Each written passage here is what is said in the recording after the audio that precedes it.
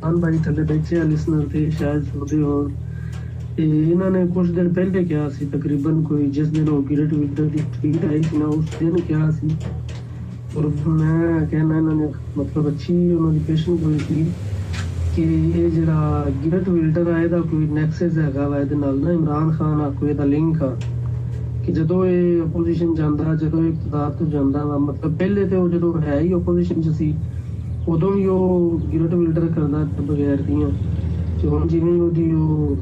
Government نال ہی انہیں پھر بغیرتی کرتی ہے یہ تو کوئی ہے لنک اچھا ایک بات بتاؤں آپ کو احمد حفیظ صاحب، ایک بات بتاؤں آپ کو، جو یہ ویلڈر ہے نا، یہ جتنا بڑا پرو لابیز یعنی مطلب لابیز کے درمیان ایک انفلوئنس ہوتا ہے، ویلڈر عمران خان کا جتنا انفلوئنس ہے نا، ذاتی انفلوئنس، میں انتہائی ایمانداری سے بات کروں گا، بات بری لگے کسی کو بھی تو میں معذرت کروں پہلے، لیکن جو ایمانداری والی بات ہے میں وہ بتا رہا ہوں۔ ویلڈر کی جو لابیز کے اندر انفلوئنس ہے وہ 10% ہے عمران خان کے مقابلے میں، کہ اگر عمران خان کا انفلوئنس 100% ہے تو اس کا 10% گیرٹ ویلڈر کا، ٹھیک ہے؟ تو اس وجہ سے ایک چیز کو یہ سمجھے کہ اس کے مقابلے میں، میں اس کے ساتھ نہیں، اس کے مقابلے میں بات۔ دوسری بات آپ کو ایک اور بات بتاؤں، اس بات کو ہم نہیں سمجھے، اسلاموفوبیا کی پوری دنیا میں درد واقعی یورپ میں، امریکہ میں، برٹن میں، یورپین کنٹریز میں واقعی درد ہے۔ کیوں ہے؟ میں سوکٹ بوکٹ آدمی ہوں، مجھے آپ نے بنایا ہے، میں آپ کے پے رول پہ ساری زندگی رہا ہوں، میں آپ کے ساتھ آپ کی لابیز میں اٹھا ہوں، آپ کے جیسا ہوں، میں نے زنا بھی کیا ہے، میں نے شراب بھی پی ہے، میں نے سب کچھ کیا ہے۔ اب جب میں کہوں گا نا کہ نہیں نظام مصطفیٰ ہونا چاہیے، تو آپ کو یہ بات بہت بری لگے گی۔ کیوں لگے گی؟ کیونکہ میں آپ جیسا ہوں، بالکل اسی طرح جس طرح میں خدا نخواستہ دوسری طرف کی بات کرتا ہوں کہ میں اٹھوں بیٹھوں تحریک لبیک والوں میں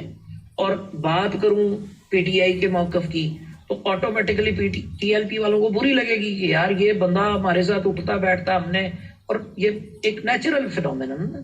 اسی طرح ان لابیز کو جنہوں نے اس نیریٹو کو نہیں لیا تھا عمران خان کے، جنہوں نے پہلے تو اس کو مذاق سمجھا نا کہ یار یہ طالبان خان کو ایویں ہی کہہ دیتے ہیں، ٹھیک ہے؟ تو طالبان خان یہ جینونلی تھا۔ آپ ایک بات سوچیں کہ پورے اس کے ٹینیور میں افغانستان کا پرابلم ریزالو ہو گیا، طالبان کی گورنمنٹ آ گئی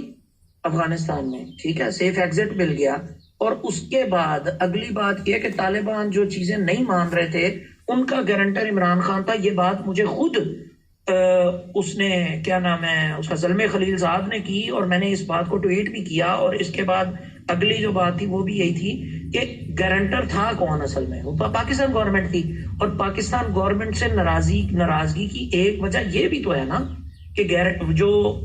مطلب جو ہے وہ لابی اور اس لیول تک جو دوحہ ایگریمنٹ ہے افغانستان کا، اس کے بعد اب آ کے جو آپریشنز ہیں وہ فوراً شروع ہو گئے، حالانکہ وہ پہلے آپریشنز نہیں ہو رہے تھے، وہ رکے ہوئے تھے، اور وہ رکے کیوں ہوئے تھے؟ وہ اس کی باتوں کی وجہ سے، اس کی لابنگ کی وجہ سے ہوئے تھے نا، مطلب پی ٹی آئی کی لابنگ کی وجہ سے ہوئے تھے، جو گورنمنٹ سٹنگ گورنمنٹ تھی اس وقت۔ تو اس وجہ سے اس بات کو سمجھیں کہ وہ لابی، اس کا انفلوئنس ایک الگ طرح کی لابی میں ہے، اس کا انفلوئنس ایک الگ طرح کی لابی میں ہے۔ اس چیزوں کو سمجھنا